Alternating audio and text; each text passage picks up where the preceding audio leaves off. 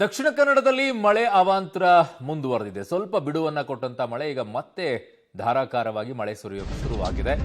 ಕರ್ನಾಟಕದಲ್ಲಿ ಈಗ ಕೇರಳದಲ್ಲಿ ಇಲ್ಲಿವರೆಗೂ ಕೂಡ ನೋಡಿದ್ರೆ ಈಗ ಕರ್ನಾಟಕದ ವಿಚಾರಕ್ಕೆ ಬರೋಣ. ನಮ್ಮ ರಾಜ್ಯದಲ್ಲಿ ಮಳೆಗೆ ಬ್ಯಾರಿಕೇಡ್ ಕಾಣದೆ ಡಿಕ್ಕಿಯಾಗಿ ಕಾರ್ ಪಲ್ಟಿ ಆಗಿದೆ. ಬಂಟ್ವಾಳ ಧರ್ಮಸ್ಥಳ ರಸ್ತೆಯಲ್ಲಿ ಆಗಿರುವಂತಹ ಘಟನೆ ಇದು. ಗುಡ್ಡ ಕುಸಿತ ಹಿನ್ನೆಲೆಯಲ್ಲಿ ಬ್ಯಾರಿಕೇಡ್ ಅನ್ನ ಹಾಕಲಾಗಿತ್ತು. ಕಾರಿನಲ್ಲಿದ್ದ ಪ್ರಯಾಣಿಕರು ಸಣ್ಣ ಪುಟ್ಟ ಗಾಯದೊಂದಿಗೆ ಪಾರಾಗಿದ್ದಾರೆ. ಅದೃಷ್ಟ ಹೆದ್ದಾರಿ ಕಾಮಗಾರಿಗೆ ಗುಡ್ಡವನ್ನ ಗುತ್ತಿಗೆದಾರರು ಕೊರೆದಿದ್ರು. ಇದರಿಂದಾಗಿ ನಿರಂತರವಾಗಿ ಗುಡ್ಡ ಕುಸಿತ ಇತ್ತು. ಸೊ ಅದರ ಪರಿಣಾಮವಾಗಿ ಒಂದು ಬ್ಯಾರಿಕೇಡ್ ಅನ್ನ ಹಾಕಿದ್ರು. ಅದು ಗೊತ್ತಾಗದೇನೆ ಮಳೆ ಬರುವಂತ ಸಂದರ್ಭದಲ್ಲಿ ಡಿಕ್ಕಿಯಾಗಿ ಕಾರೇ ಪಲ್ಟಿಯಾಗಿ ಹೋಗಿದೆ. ಇದು ಬಂಟ್ವಾಳ ಧರ್ಮಸ್ಥಳ ರಸ್ತೆಯಲ್ಲಿ ಆಗಿರುವಂತಹ ದೃಶ್ಯ. ಅಯ್ಯಪ್ಪ, ಅಲ್ಲಿ ನೋಡಿ ಅಲ್ಲಿ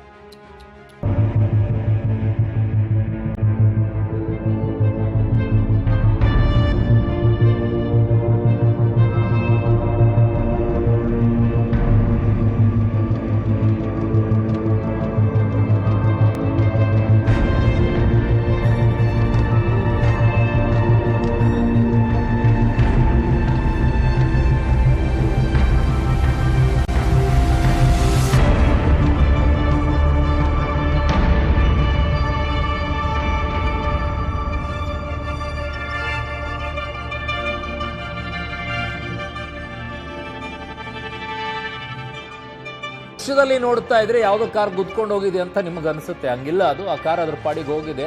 ಆ ಬದಿಯಲ್ಲಿರುವಂತ ಕಾರೇನಿದೆ ಅಲ್ಲಿ ಪಲ್ಟಿ ಆಗ್ತಾ ಇರುವಂತ ಕಾರು ಬ್ಯಾರಿಕೇಡ್ಗೆ ಹೊಡೆದು ಪಲ್ಟಿ ಆಗಿ ಬಿದ್ದಿರೋದು. ಅಲ್ಲಿದೆ ನೋಡಿ ಬ್ಯಾರಿಕೇಡ್, ಅದಕ್ಕೆ ಗುದ್ದಿ ಅದಾದ ನಂತರ ಪಲ್ಟಿ ಹೊಡೆದು ಬಿದ್ದಿರುವಂತಹ ಕಾರ್ ಇದು.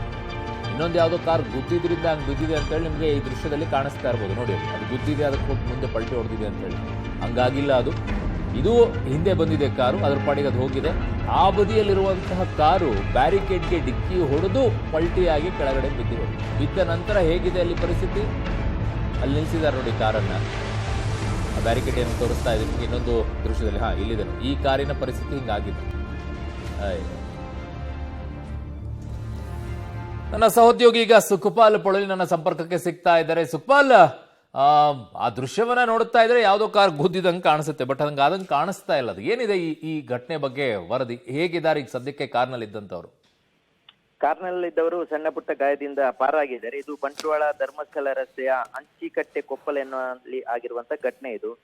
ಆ ಭಾಗದಲ್ಲಿ ರಸ್ತೆಯ ಕಾಮಗಾರಿಗಾಗಿ ಗುತ್ತಿಗೆದಾರರು ಗುಡ್ಡವನ್ನ ಕೊರೆದಿದ್ರು. ಆ ಸಂದರ್ಭದಲ್ಲಿ ನಿರಂತರವಾಗಿ ಗುಡ್ಡ ಕುಸಿತಾ ಇತ್ತು. ಸಣ್ಣ ಪ್ರಮಾಣದಲ್ಲಿ ಮಣ್ಣು ಕೆಳಗೆ, ಜೊತೆಗೆ ಕಲ್ಲು ಬಂಡೆ ಎಲ್ಲ ಬೀಳ್ತಾ ಇತ್ತು. ಹೀಗಾಗಿ ಅಲ್ಲಿ ಸ್ಥಳೀಯವಾಗಿ ಅಲ್ಲಿ ಬ್ಯಾರಿಕೇಡ್ ಅನ್ನ ಹಾಕಲಾಗಿತ್ತು. ಆದ್ರೆ ಬ್ಯಾರಿಕೇಡ್ಗೆ ಯಾವುದೇ ರೀತಿಯಾದಂತ ರಿಫ್ಲೆಕ್ಟರ್ ಆಗ್ಲಿ ಯಾವುದೇ ರೀತಿಯಾದಂತ ಸೂಚನೆಗಳು ಇರಲಿಲ್ಲ.